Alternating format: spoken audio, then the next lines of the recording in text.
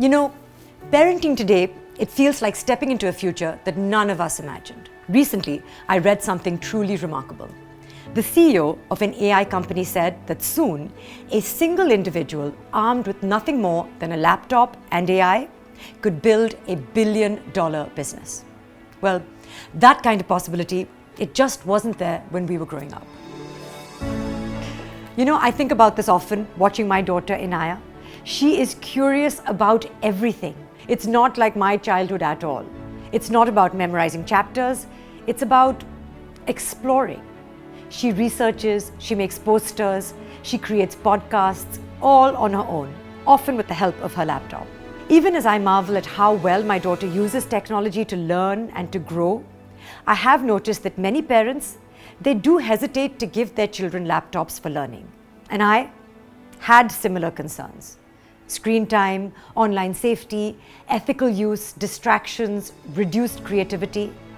But in today's world, we have to move past those fears and embrace modern learning tools to ensure that our child doesn't fall behind.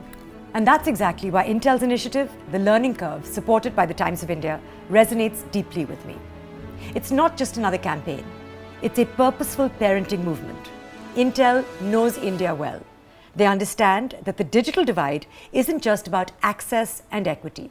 It's about changing perceptions. It's about helping parents like us see technology not as a distraction, but as an essential partner in our children's learning journey. From discovery to mastery.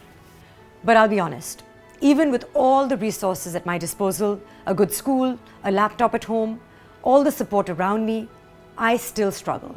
How much tech is too much? Am I setting the right limits? Am I truly guiding Inaya or just hoping for the best?